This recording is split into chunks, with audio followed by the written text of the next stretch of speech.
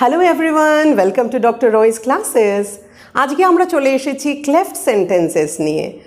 আর cleft সেন্টেন্সটাকে বোঝার জন্য চলো আগে আমরা ক্লেফট এই শব্দটাকে আগে চিনে নিই এবং জেনে নিই।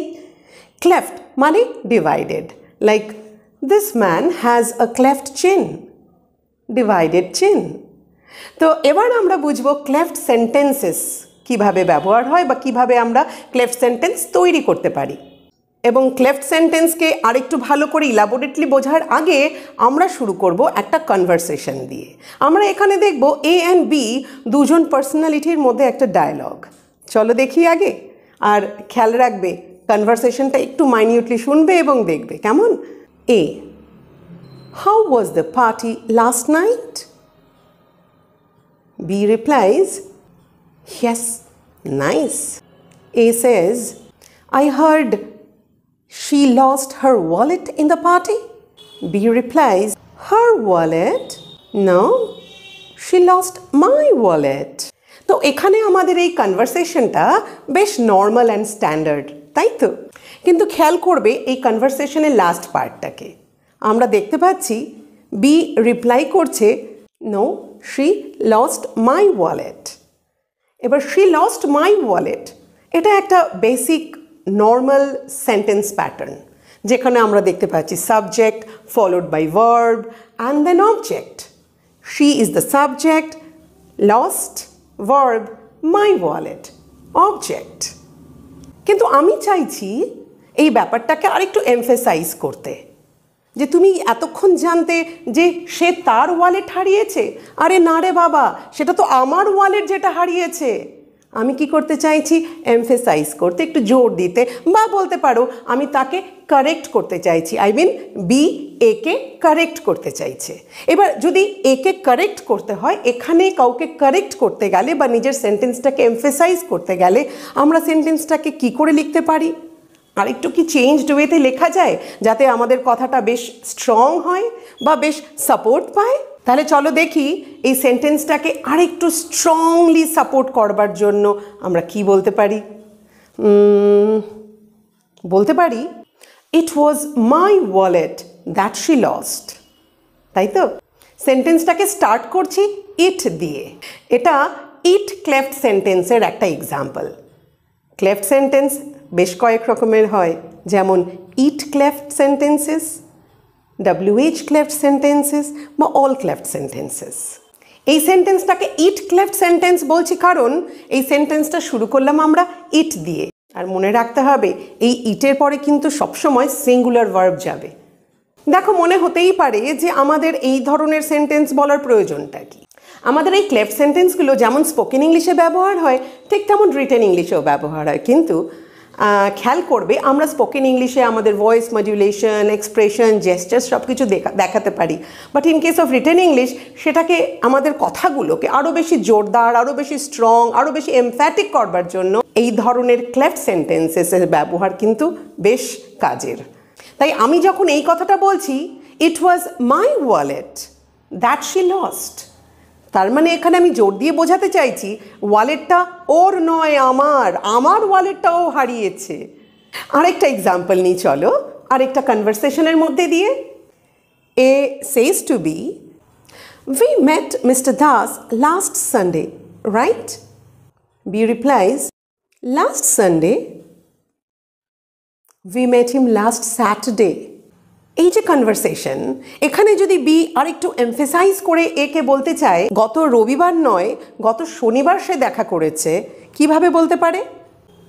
ইট was last Saturday that we met him. তাই তো? এই ক্ষেত্রে দেখতে পাচ্ছি আমরা pronoun that is being used. Cleft সেন্টেন্সেসের ক্ষেত্রে কিন্তু প্রোনাউনের ব্যবহারের প্রয়োজন আছে। আর ক্লেফট সেন্টেন্সের প্যাটার্নটা তাহলে কি হবে? যেমন বেসিক সেন্টেন্স প্যাটার্ন হলো subject plus verb plus object. It cleft সেন্টেন্সেসের প্যাটার্ন হবে it plus be verb plus main focus plus that plus clause. এই ক্ষেত্রে প্রোনাউনটাকে লাগিয়ে আমরা একটা ক্লজ বানিয়ে দিচ্ছি। তাহলে বুঝতে পারছো তো আমরা কেন এটাকে ক্লেফট সেন্টেন্স বলছি? একটা normal basic standard pattern of a সেন্টেন্সকে আমরা কি করছি? ব্রেক করে দিচ্ছি, মাঝখানে ডিভাইড করে দিচ্ছি। মাঝখানে ডিভাইড করে দিয়ে ওটাকে দুটো পার্ট বানিয়ে জয়েন করে দিচ্ছি to emphasize on the fact, to emphasize on the news or information. চলো এই ইট ক্লেফট সেন্টেন্সেসের আরও কয়েকটা এক্সাম্পল দেখি। Rita says, "Are you going to the party?" I replied, "No, Ushnish and Ekantika are going to the party."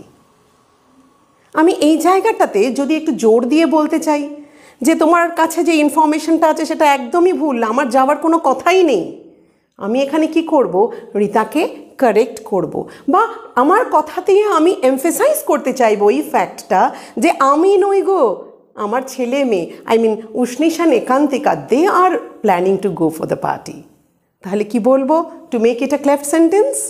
It's Ekantika and Ushnish who are going to the party, not me. খেয়াল করবে একান্তিকা and উষ্ণিশ দুটো নাম আছে, plural form থাকলেও কিন্তু ইটের পরে অবশ্যই সিঙ্গুলার ভার্ব নেবে, is in case of present tense and was in case of past tense.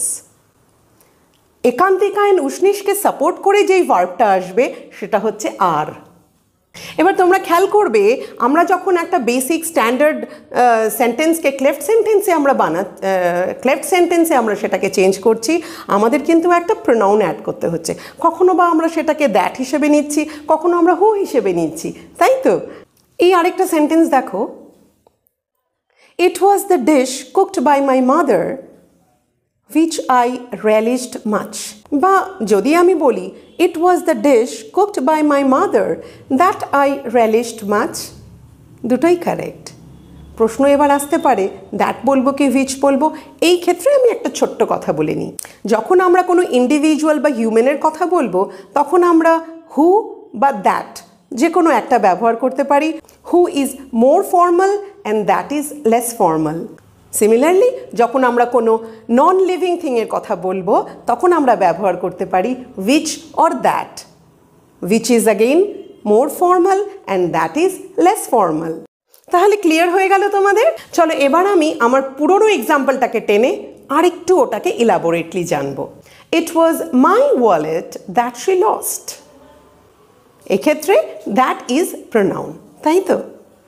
আচ্ছা যদি আমি বলি it was my wallet she lost, এক্ষেত্রে কিন্তু আমি দ্যাটের ব্যবহার করলাম না বা উইচেরও ব্যবহার করলাম না, তাহলে কি সেন্টেন্সটাকে আমি ভুল বলবো? না, এই সেন্টেন্সটাও ঠিক। কিন্তু যদি বলি it was my mother who cooked the delicious food, সেখানে কি আমরা প্রোনাউনটাকে সরিয়ে নিয়ে আবার রিফ্রেম করতে পারি সেন্টেন্সটাকে? আমরা কি বলতে পারি it was my mother cooked the delicious food, হুটাকে ইউজ না করলে কি সেন্টেন্সটা কারেক্ট হবে? নো, এই ক্ষেত্রে কিন্তু আমরা রিলেটিভ প্রোনাউন হুকে সরাতে পারবো না, কারণ এটাই এখানে সাবজেক্ট। কিন্তু আগের সেন্টেন্সটা যেখানে আমরা বললাম it was my wallet that she lost, সেখানে আমরা দেখব প্রোনাউনের পরে সাবজেক্ট রয়েছে শি। তাহলে প্রোনাউনের পরে যদি সাবজেক্ট থাকে, like this sentence that she lost, দ্যাটের পরে শি রয়েছে subject and lost is verb, তাহলে এই ক্ষেত্রে আমরা প্রোনাউনটাকে সরিয়ে দিতে পারি। কিন্তু দেখো পরের সেন্টেন্সটা যেখানে লেখা রয়েছে it was my mother who cooked the delicious food, who এখানে প্রোনাউন আছে, প্রোনাউনের পরে কি আমরা কোনো সাবজেক্ট দেখতে পাচ্ছি?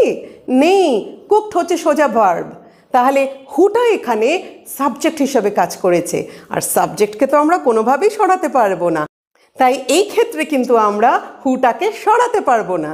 আশা করি তোমাদের কাছে এই ব্যাপারটা একদম ক্লিয়ার হয়ে গেছে এখন। তো আমরা এতক্ষণ পড়ছিলাম ইট ক্লেফট সেন্টেন্সেস, চলো এবার জানবো আমরা WH ক্লেফট সেন্টেন্সেস। ইট ক্লেফট সেন্টেন্সেস যেমন শুরু হচ্ছিল ইট দিয়ে, WH ক্লেফট সেন্টেন্সেস শুরু হতে পারে WH words like who, what, where, when, why বা হাউ, এই শব্দগুলো দিয়ে। চলো আগের বারের মতন এবারও কিছু কনভারসেশন দিয়ে শুরু করা যাক। A says, "We need more time to prepare for the presentation." B replies, "But we need more information on this topic." তো এখানে আমরা দেখতে পাচ্ছি A বলছে সময়ের দরকার, কিন্তু B তাকে কারেক্ট করে বলতে চাইছে সময় যতটা নয় আমাদের ইনফরমেশনের প্রয়োজন অনেক বেশি। তো এখানে বি একে কারেক্ট করতে চাইছে বা বি নিজের স্ট্যান্ড পয়েন্টটাকে এমফেসাইজ করতে চাইছে। তাহলে ও এমফেসাইজ যদি করতে চায় বা একে যদি কারেক্ট করতে চায় এই সেন্টেন্সটাকে অন্য কিভাবে লেখা যেতে পারে? বি বলতে পারে what we need is more information. এখানে হোয়াট হলো pronoun, we subject, need verb, is be verb and more information is the main focus, যেটার উপরে মেইন এমফেসাইজ করতে চাওয়া হচ্ছে। এবার দেখো আমরা একটু আগে পড়লাম ইট ক্লেফট সেন্টেন্সেস। ইট ক্লেফট সেন্টেন্সেসে সেন্টেন্স প্যাটার্নটা কেমন ছিল আরেকবার একটু মনে করে নেওয়ার চেষ্টা করি। লেখা ছিল it plus be verb plus main focus plus that clause. তাহলে এখানে ইট ক্লেফট সেন্টেন্সেসে যেই সেন্টেন্সটাকে দুটো পার্ট করা হয়েছে সেখানে মেইন ফোকাসটা কোথায় দেওয়া হয়েছিল? সেন্টেন্সের প্রথম পার্টে। কিন্তু আনলাইক ইট ক্লেফট সেন্টেন্সেস আমরা যখন WH ক্লেফট সেন্টেন্সেস দেখব সেক্ষেত্রে দেখব main focus is given on the next part of the sentence. যেমন এই সেন্টেন্সটা যেখানে বলেছিলাম it was my wallet that she lost, এখানে my wallet is the main focus আর এটাকে আমরা রেখেছি এই ক্লেফট সেন্টেন্সের প্রথম পার্টটাতে। চলো আরেকটা কনভারসেশন নিই আমরা WH ক্লেফট সেন্টেন্সকে বোঝার জন্য। A my scooter has been having trouble lately. B says you need a new battery. এবার বি এর এই স্টেটমেন্টটাকে বি যদি আরেকটু এমফেসাইজ করে বলতে চায় তাহলে WH ক্লেফট সেন্টেন্সের ইউজ করে ও কিভাবে বলবে? What you need is a new battery.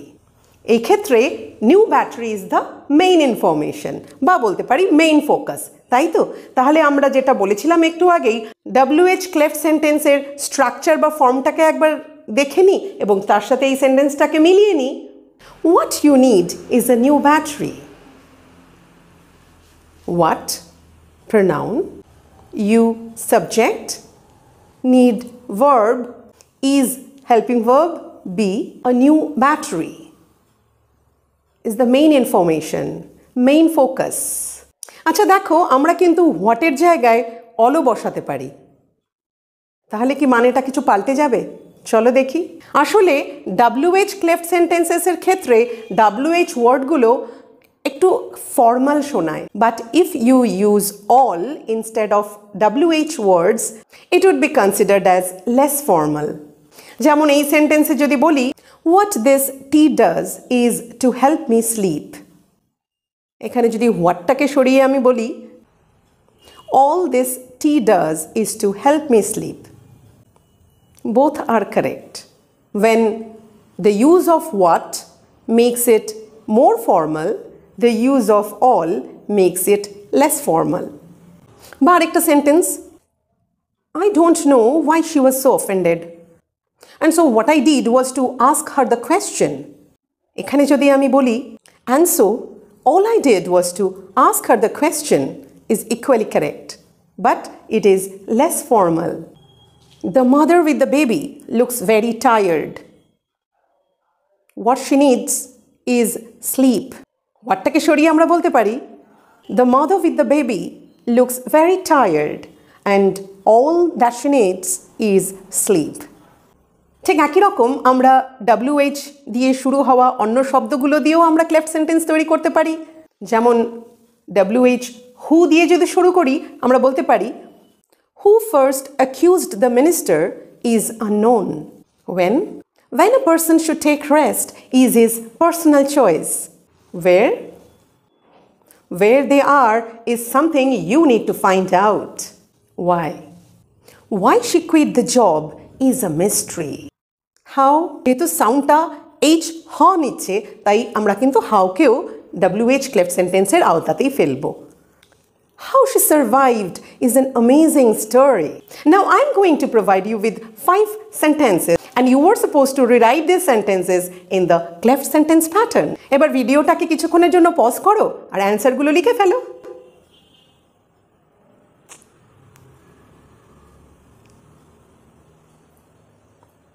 Done?